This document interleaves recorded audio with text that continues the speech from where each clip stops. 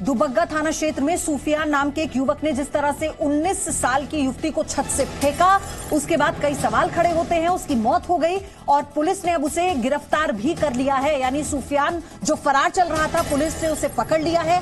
लड़की की मां ने बताया है कि मेरी बेटी सूफियान से शादी नहीं करना चाहती थी, वो उस पर धर्म बदलकर शादी करने का दबाव डाल रहा था, इसलिए जब उसने उससे शादी से इनकार किया तो उसने उसे छत से नीचे फेंक दिया। 4 मंजिला इमारत से निधि को नीचे फेंक दिया गया। और आपको बता दें कि धर्मांतरण और 302 की धाराओं में सूफियान के खिलाफ मुकदमा दर्ज हो चुका है।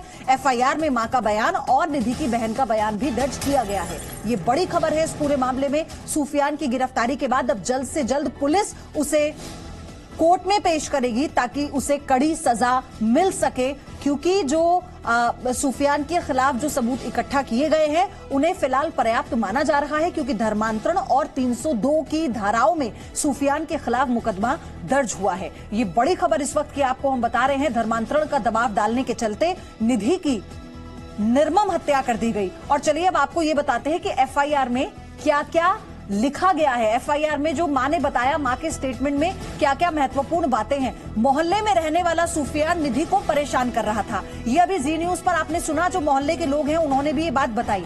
निधि पर धर्म परिवर्तन का वो दबाव बना रहा था, उसे परेशान कर रहा था। इसी के साथ धर्म परिवर्तन कर विवाह का दबाव बना रहा था निधि पर सूफियान, जिससे निधि ने इनकार कर दिया था और यही बात उसे नागवार गुजरी। 15 नवंबर को बिल्डिंग से निधि को धक्का मारा उसने।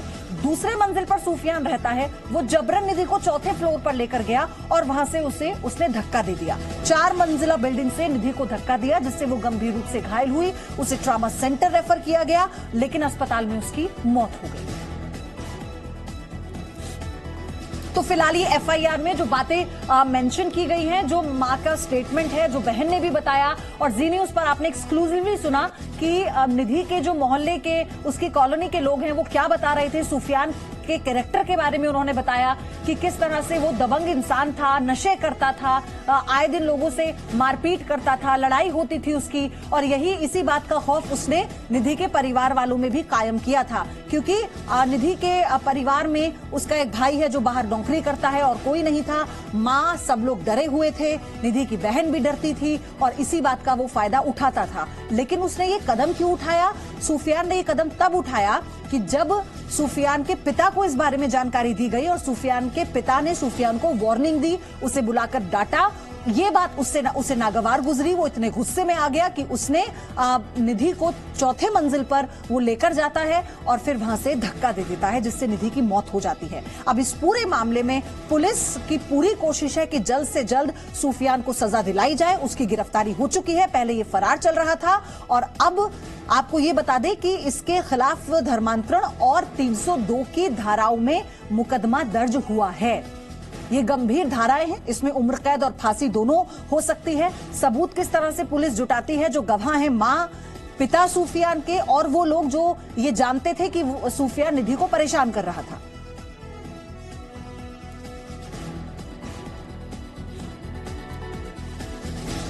तो निधि की बहन का कहना है कि सूफियान निधि पर जबरन धर्म परिवर्तन कर शादी के लिए दबाव बना रहा था।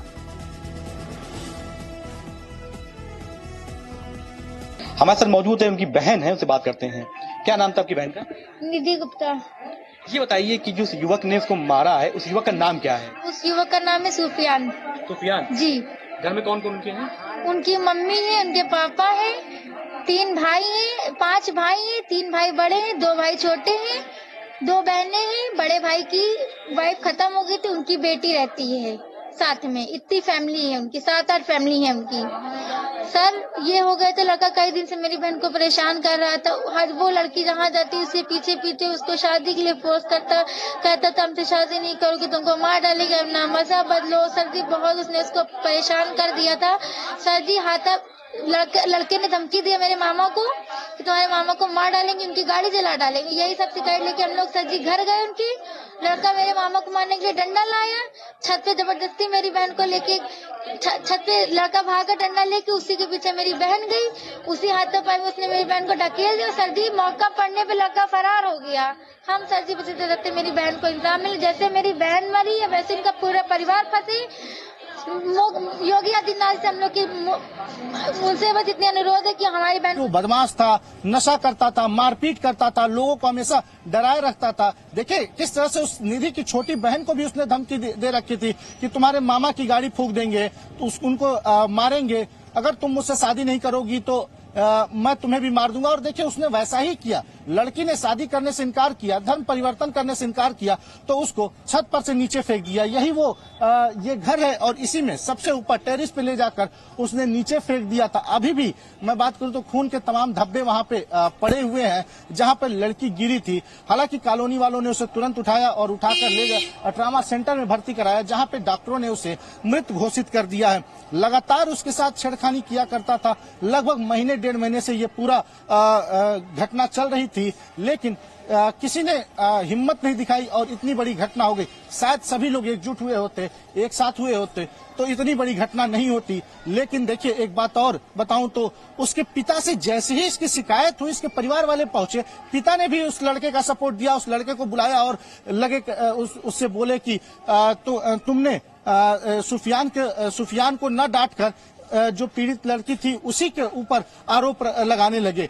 और इसी वजह से उसका इतना मन बढ़ गया था कि उसने जबरदस्ती लड़की को छत पर लेकर गया और ले जाने के बाद सुफियान ने उसको इसी छत पर से नीचे फेंक दिया, जहां उसकी मौत हो गई लड़की की। आपको दिखाऊं तो ये वो घटना स्थल है जहां पे लड़की गिरी थी। यही वो देखिए ये इसी जगह पर, इसी आंगन में वो लड़की ऊपर से नीचे गिरी थी जहां पर उसकी मौत हुई। अभी भी खून के धब्बे यहाँ पड़े हुए हैं।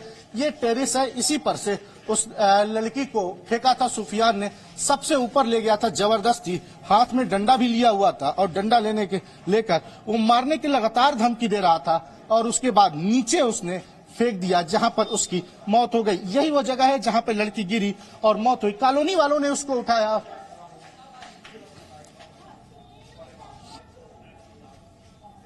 देखिए अभी हमारे जो सूत्र बता रहे हैं उस सूत्र के हिसाब से तो सुफियान को गिरफ्तार कर लिया गया है, लेकिन अभी तक ऑफिशियली इस पूरे मामले पर कोई भी अधिकारी बोलने को तैयार नहीं। कुछ देर बाद प्रेस कॉन्फ्रेंस होगी, तब पूरा मामला खुलकर सामने आएगा कि उसने क्या कबूला है, क्या बताया है, क्यों इस तरह से किया है, और सारी बातें खुलकर ही सामने आएगी। अभी मैं कुछ देर पहले जेसीपी लॉ एंड ऑर्डर से ही खुद बात कर रहा था, आपने देखा भी सुना भी।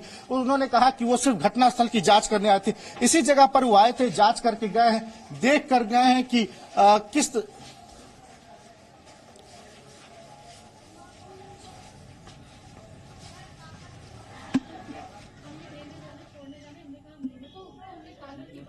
तो इन 5 तस्वीरों के जरिए पूरा घटनाक्रम आप समझ पाएंगे।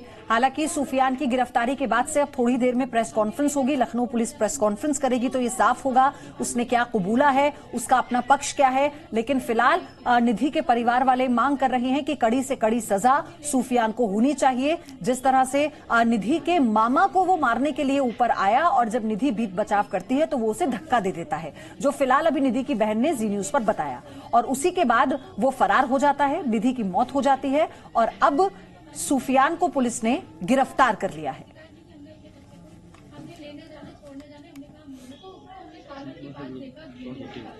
और इस मामले में पुलिस का क्या कहना है अब वो सुनिए। देखिए मैं घटनास्थल का निरीक्षण करने के लिए आया था और घटनास्थल का निरीक्षण मेरे द्वारा किया गया है। और यहाँ जो डूडा कॉलोनी में जहाँ यह सभी मकान बने हुए हैं, यहाँ इस पूरे ब्लॉक का मैंने निरीक्षण किया और जहाँ घटना घटी थी वहाँ और जहाँ मृतका का आवास है, दोनों स्थानों पर मैं गया और अब निरीक्षण करने के पश्चात मैं अपने अधिकारियों के साथ विचार विमर्श कर अब तक की प्रगति के बारे में आपको बता सकता हूँ।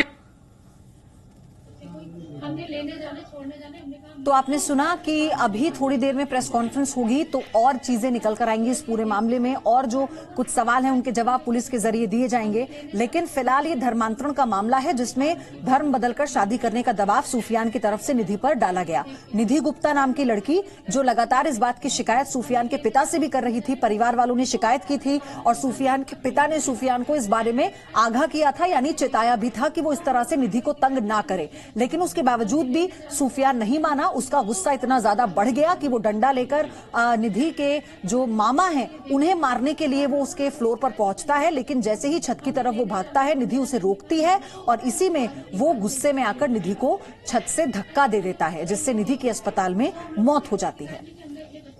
निधि के रिश्तेदारों का क्या कहना है, अब वो सुनिए। लगे तो सुफियान था नहीं, उसके बाप ने सुफियान को बुलाया तो वो आते साथ ही जो उसने जैसे सुफियान आया वैसे ही वो गए डंडा उठा के मारने के लिए जा रहा था। वही डंडा जैसे वो लड़की पकड़ने के लिए दौड़ी तो वो चौथी मंजिल पे चढ़ गया। वो डंडा लड़की पकड़ने चली थी, उसने सुफियान ने धक्का दे दिया। उसको कोई टॉर्चर नहीं किया, कोई बात नहीं किया है और ना अभी लड़का वहाँ पे हाजिर हुआ है। हम लोग चाहते हैं जैसे मेरी लड़की मरी वैसे उस लड़के को भी फांसी दी जाए।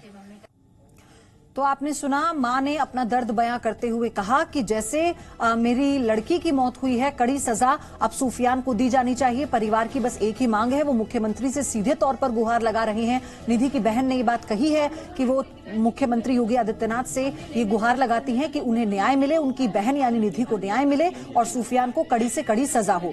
धारा 302 के तहत और धर्मांतरण का मामला दर्ज किया गया है, गंभीर धारा है और इसमें उम्र कैद और फांसी की सजा भी मुमकिन है। किस तरह से सबूत पुलिस जुटाती है और क्या ये पूरा मामला निकल कर आता है, ये साफ होगा जब पुलिस प्रेस कॉन्फ्रेंस करेगी। लेकिन फिलहाल इसमें ये उपलब्धि पुलिस की ये है कि वक्त रहते सुफियान को गिरफ्तार कर लिया गया, वरना वो किसी दूसरे राज्य में भी भाग सकता था। तो ये प्रोसेस थोड़ा लंबा हो सकता था, लेकिन चूंकि अब सुफियान की गिरफ्तारी हो चुकी है, परिवार वालों का स्टेटमेंट लिया जा चुका है, एफआईआर में मां का स्टेटमेंट लिया गया है, अब इसी के बिना पर इस पूरे मामले की जांच का दायरा पुलिस आगे बढ़ाते हुए ये तय करेगी कि और क्या धाराएं हैं जो इस पूरे मामले में लगाई जाएंगी सुफियान पर, यह भी देखना होगा। लेकिन फिलहाल तो अभी तक पुलिस की तरफ से कोई ऑफिशियल स्टेटमेंट नहीं आया है, क्योंकि इस पूरे मामले में वो जल्दबाजी नहीं करना चाहती और थोड़ी ही देर में प्रेस कॉन्फ्रेंस में साफ हो जाएगा कि अब इस मामले में आगे क्या होगा, क्योंकि पुलिस ये चाहती है कि हर तरह से पर्याप्त सबूत इकट्ठा कर इस मामले की जांच को आगे बढ़ाया जाए।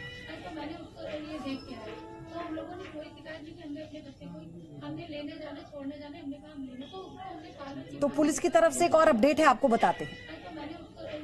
देखिए, मैं घटनास्थल का निरीक्षण करने के लिए आया था और घटनास्थल का निरीक्षण मेरे द्वारा किया गया है और यहाँ जो डूडा कॉलोनी में जहाँ यह सभी मकान बने हुए हैं, यहाँ इस पूरे ब्लॉक का मैंने निरीक्षण किया और जहाँ घटना घटी थी वहाँ और जहाँ मृतका का आवास है, दोनों स्थानों पर मैं गया और अब निरीक्षण करने के पश्चात मैं अपने अधिकारियों के साथ विचार विमर्श कर अब तक की प्रगति के बारे में आपको बता सकता हूं। तो Piyush Modiya, joint commissioner police Lucknow, जो मौके पर गए, उन्होंने बताया कि अभी ये शुरुआती निरीक्षण वो करने के लिए पहुंचे थे, लेकिन अभी इंतजार करना होगा क्योंकि इस पूरे मामले की संजीदगी को समझते हुए पुलिस किसी भी तरह की कोई चूक नहीं करना चाहती और न ही कोई जल्दबाजी करना चाहती है। अब इस पूरे मामले में सुफियान की गिरफ्तारी के बाद ये कहा जा रहा है कि निधि को जल्द से जल्द न्याय मिलेगा, इसकी उम्मीद की जा रही है और साथ ही जो मोहल्ले वाले हैं, जो इस बिल्डिंग में और लोग रहते हैं, उनके भी स्टेटमेंट लिए गए हैं पुलिस की तरफ से, क्योंकि उनका भी ये कहना है कि जो सुफियान है वो लड़ाई झगड़े करता था, नशा करता था और आए दिन सबको परेशान करता था।